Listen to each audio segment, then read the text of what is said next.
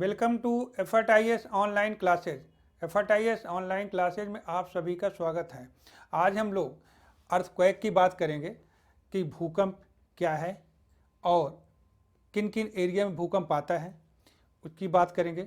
फिर हम ये जानेंगे कि प्लेट टेक्टोनिक सिद्धांत से इसका क्या संबंध है। तो कुछ आज एक एक करके हम लोग शुरू करते हैं, चर्चा करते हैं। ये भूकंप आ रहा है, आप देख रहे हैं कि बहुत ही भयानक प्राकृतिक आपदा है ये। और भूकंप की डेफिनेशन कि पृथ्वी के आंतरिक भाग में अचानक अशांति के कारण सरफेस पर हलचल मचना भूकंप कहलाता है साधारण सी भाषा में। तो जिस तरह से आप एक एग्जांपल बताऊं कि अगर आप कभी एक पत्थर लो और तालाब में फेंको तो वहाँ पर क्या है कि चारों तरफ वहाँ से तरंगे फैल जाती हैं। ठीक उसी तरह से जब अर्थक्वेक आता है तो बहुत बड़ी मात्रा में एनर्जी रिलीज होती है और जो एनर्जी रिलीज होती है उससे वेव जो है उत्पन्न होती हैं। वो जो वेव्स उत्पन्न होती हैं उन्हें हम तीन कैटेगरी में डिवाइड किया गया है। जो कुछ इस तरह से आप देखोगे वेव्स हैं, जैसे पी वेव्स और एस वेव्स, आर या एल वेव्स हैं। तो ये जो है वेव्स हैं जब भूकंप आने के बाद एनर्जी जो रिलीज है उससे संबंधित है। अब इसके बाद हम बात करेंगे कि जब अर्थक्वेक या भूकंप आता है तो जब भूकंप आने के बाद पृथ्वी के आंतरिक भाग में जहाँ पर भूकंप सबसे पहले जहाँ से शुरू होता है उस क्षेत्र को हम यहाँ पर एनर्जी रिलीज हो रही है। आप ये आंतरिक भाग में आप देखेंगे कि ये वाले हिस्से को उसे हम फोकस अर्थक्वेक फोकस बोलते हैं। और सतह पर सरफेस पर जहाँ सबसे पहले हमें अर्थक्वेक का या भूकंप का एहसास होता है उसे हम एपिसेंटर बोलते हैं। और इसके बाद जो ये पी वेव कुछ इस तरह से प्रोपोगेट होती हैं और ये जो है सभी मीडियम में चल सकती हैं। कुछ इस तरह से आप देख रहे होंगे कि ये पी वेव्स हैं और इस तरह से चल रही हैं। आप इनकी डायरेक्शन, इनके जो पार्टिकल्स होते हैं जिस डायरेक्शन में ये चलती हैं ये उसी डायरेक्शन में जो इनके साथ पार्टिकल्स चलते हैं सेम डायरेक्शन में दोनों चलते हैं, इसलिए इन्हें कंप्रेशनल वेव्स भी बोलते हैं। और इसलिए आगे जो है हम एस वेव्स की बात करेंगे। एस वेव जो है जो हमारे पार्टिकल्स होते हैं उसके जो है राइट एंगल पे चलती हैं। तो इसे जो है कुछ इस तरह से आप देख रहे होंगे, इसी डायरेक्शन में एस वेव्स आपकी चल रही हैं। फिर इसके बाद जो है ये एस वेव आ रही है कंटिन्यू। आप कुछ इस तरह से आप इमेज देख रहे होंगे। फिर हम आगे आर या एल वेव्स की बात करेंगे। आर या एल वेव्स जो है सरफेस वेव्स हैं जो आप सरफेस पे देख रहे हैं, ये चल रही हैं। सतह पे चलने वाली जो तरंगे वो हैं उसे हम आर या एल वेव्स बोलते हैं। इसके बाद जो है हम लोग इसकी कुछ प्रॉपर्टी के बारे में जानेंगे कि पी वेव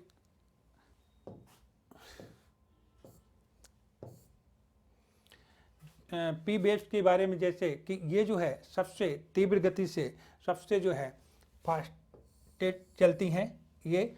और ये जो है सरफेस पर या किसी भी स्थान पर सबसे ये जो पहले ये पहुंचती हैं, सरफेस पे पहुंचती नहीं, ये सबसे पहले किसी स्थान पृथ्वी के आंतरिक भाग में सबसे पहले ये अराइव करती पहुंचती हैं। और ये किसी भी मीडियम में, चाहे वो सॉलिड हो या लिक्विड हो या गैसेस, किसी भी मीडियम में ये पास कर जाती हैं। और इसे साउंड वेव, कंप्रेशनल वेव या लॉन्गिट्यूडनल वेव्स भी कहते हैं। और इनकी स्पीड जो है 8 किलोमीटर पर सेकंड होती है। और इसके बाद जो है हम यस या सेकेंडरी वेव्स की बात करेंगे। इसे द्वितीयक, क्योंकि पहले सबसे पहले पी वेव्स उत्पन्न होती है, इसके बाद यस वेव्स जो है कि प्रॉपर्टी होती है कि ये सिर्फ जो है सॉलिड मीडियम में ही प्रोपोगेट करती है वेव्स। और उसके बाद जो है एस वेव्स से जो सिस्मोलॉजिस्ट हैं उनको पृथ्वी की आंतरिक संरचना के बारे में सूचना प्राप्त करने या इन्फॉर्मेशन के लिए बहुत ही हेल्पफुल वेव्स है। इसके माध्यम से उन्हें ये पता लगा कि 2900 किलोमीटर के बाद जो है पृथ्वी के आंतरिक भाग जो है वो लिक्विड अवस्था में है। तो ये दोनों P और जो आपके S वेव्स हैं, इन दोनों वेव्स को बॉडी वेव्स बोलते हैं। S वेव्स को आप लाइट वेव्स भी बोल सकते हैं या बोलते हैं।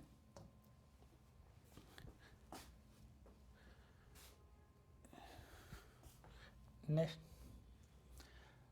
ये सरफेस वेव्स की प्रॉपर्टी है। ये जो है बहुत ही डिस्ट्रक्शन इनमें होता है, बहुत ही भयानक, इनकी स्पीड तो कम होती है, लेकिन ये सरफेस पे सबसे ज़्यादा विनाशकारी होती हैं। जो मानव के जन और धनी की हानि होती है वो इसी वेव्स के माध्यम से सबसे ज़्यादा होती है।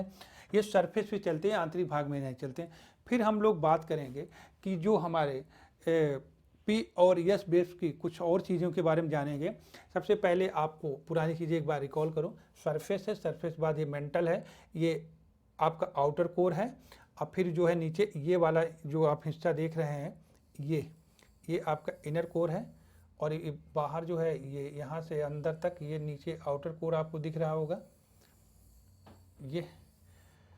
अब जो यहाँ पर P वेव्स का P ये शैडो जोन रीजन है, और शैडो जोन रीजन वो रीजन होता है जहाँ पर कोई वेव्स नहीं, मतलब वो P वेव्स नहीं पहुँच पाती है। अब यहाँ से ये P वेव्स चलना शुरू कर दी, और देखो ये सारे मीडियम में जा रही है, और इनमें जो इस तरह से इनमें चेंजेज आ रहा है, इनके चलने में जो ये क्या आपको चेंजेस दिख रहा है, इसका कारण क्या है कि जैसे जैसे इनका मीडियम जहाँ ये प्रोपोगेट हो रही हैं, जहाँ इनका प्रोपोगेशन हो रहा है, उसमें जैसे जैसे मीडियम बदलता है वैसे वैसे इनके बिहेवियर में भी चेंज आता है। तो कुछ इस तरह से इसी वजह से ये जो है कर्व लेते हुए चलती हैं। अब इसके बाद जो है हम S वेव्स देखेंगे। तो S वेव के लिए ये सारी वही चीज़ें पुरानी कि आप देखेंगे कि सारे वही मेंटल कोर, सारा चीज़ वही। अब यहाँ फिर कुछ ये जो आपकी S वेव्स है, S वेव्स का जो ये आपका शैडो रीजन है, आप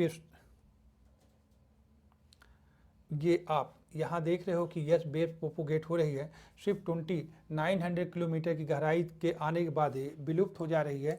और ये जो सारा का सारा रीजन बचा है जहाँ पर ये कोई भी वेव, मतलब S वेव्स आ नहीं रही है, ये पूरा यहाँ से लेकर ये पूरा रीजन आप देख रहे होंगे, सारा का सारा ये पूरा रीजन, ये सब शैडो जोन रीजन इसका कहलाता है। यहाँ पर कोई जो है आप देखोगे कि S वेव्स जो है यहाँ पर नहीं पहुँचे, प्रोपोगेट नहीं हो रही है। ठीक, तो इसके बाद हम नेक्स्ट डायग्राम में कुछ इस तरह से चीज़ें देखेंगे कि ये P वेव्स इस तरह से देख रहे हैं आप, प्रोपोगेट होती जा रही है, और इसमें आपको देखने के लिए मिलेगा कि कैसे कैसे ये कर्व बनाती हैं। और देखो कि आंतरिक भाग में ये जब जा रही हैं, इनकी स्पीड भी बढ़ती जा रही है जब वो इनर कोर में, और ये देखो ये सीधी होती जा रही हैं। और ये फिर पुनः इनका जो शैडो जोन की बात हम लोग कर चुके। इसके बाद यहाँ पर आप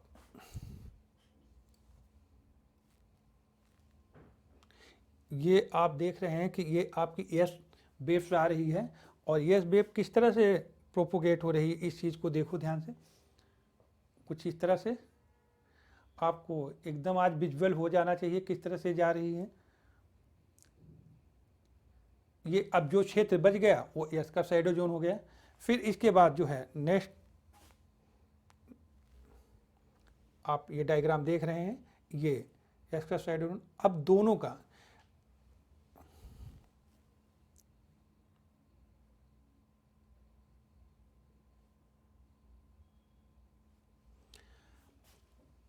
अब देखो कि ये रीजन में आप देखेंगे कि ये जो आपका रीजन है यहाँ, ये तो आपका इनर कोर था। यहाँ तो यस तो आने कोई मतलब, लेकिन आप यही देखोगे कि जब यहाँ देख रहे हैं ध्यान से, इस पूरे के पूरे रीजन के बाद आपको ब्लू लाइन नहीं दिख रही, कहने का मतलब S वेव्स नहीं आ रही। नेक्स्ट कुछ इस तरह से आप आज काफ़ी क्लियर आपको हो गया होगा कि किस तरह से यहाँ पर ये P वेव्स और S वेव्स चल रही हैं। सारी वही चीज़ें हैं फ्लाइट में भी। अब टाइप्स ऑफ अर्थक्वेक की अगर हम बात करते हैं तो यहाँ पर ये 3 तरह से अर्थक्वेक आते हैं और ये टाइप में ये शैलो फोकस अर्थक्वेक होते हैं, अर्थात ये बहुत ही कम गहरे भूकंप होते हैं और इनकी गहराई जो है 0 किलोमीटर से लेकर 50 किलोमीटर तक, मतलब 0 से 50 किलोमीटर की गहराई तक ये आते हैं।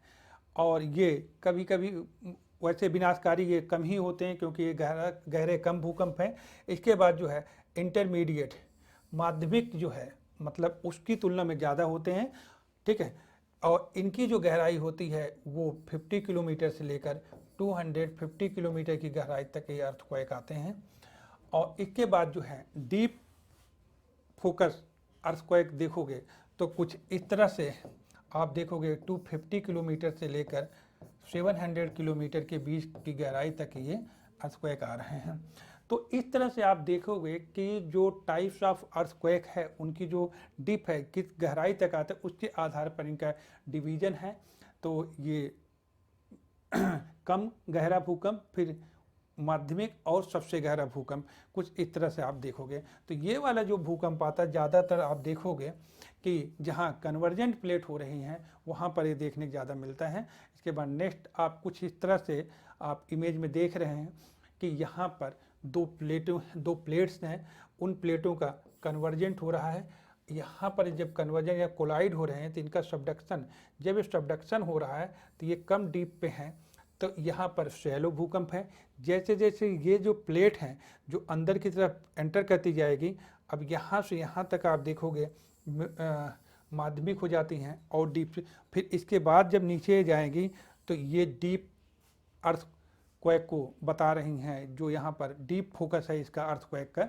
जब इसी तरह से आप देखोगे कि प्लेट का जो सबडक्शन हो रहा है उस पर निर्भर कर रहा है कि वहाँ का जो अर्थक्वेक आएगा कितना डीप होगा।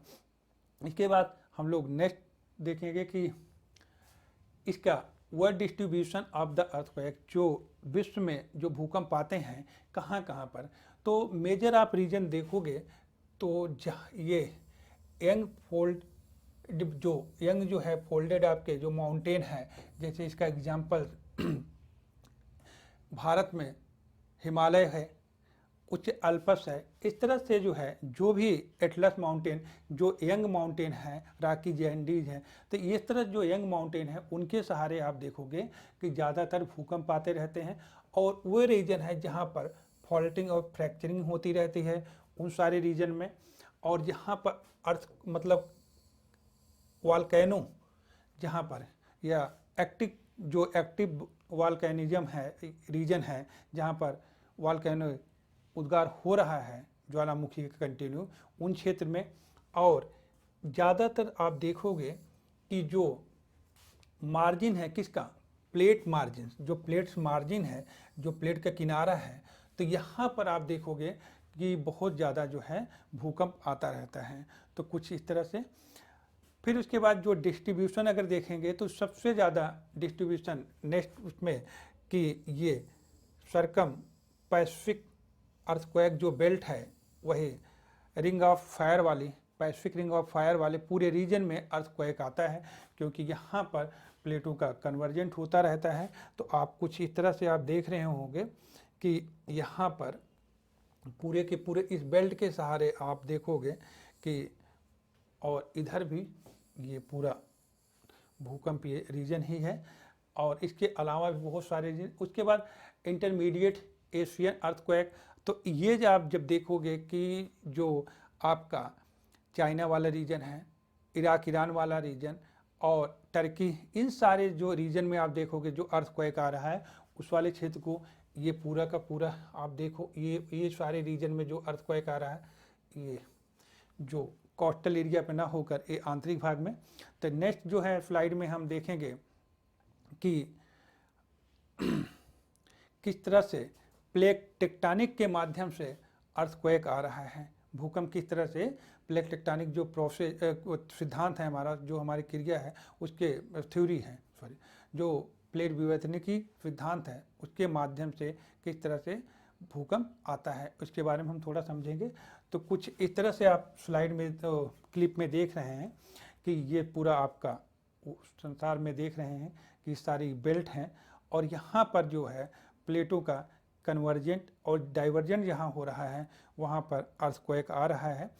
प्लेट्स हैं इनके कन्वर्जेंस और डाइवर्जेंस के सहारे ही नहीं बल्कि आप देखोगे कि जो ऐसी प्लेटें हैं जहाँ ट्रांसफ़र हो रहा है वहाँ भी अर्थक्वेक आ रहा है।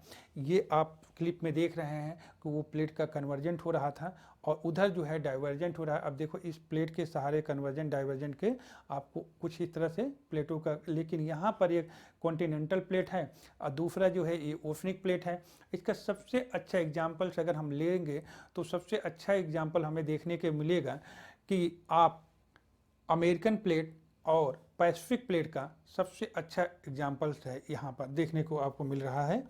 और इसके बाद हम लोग बात करेंगे कि ऐसी प्लेटें जो ओशनिक और ओशनिक हैं तो ये पैसिफिक और फिलीपाइंस प्लेट के सहारे देखोगे कि अर्थक्वेक कंटिन्यू आता है क्योंकि यहाँ पर प्लेटें आके कोलाइड करती हैं और सबडक्ट होती हैं तो यहाँ पर अर्थक्वेक ज़्यादा आता रहता है।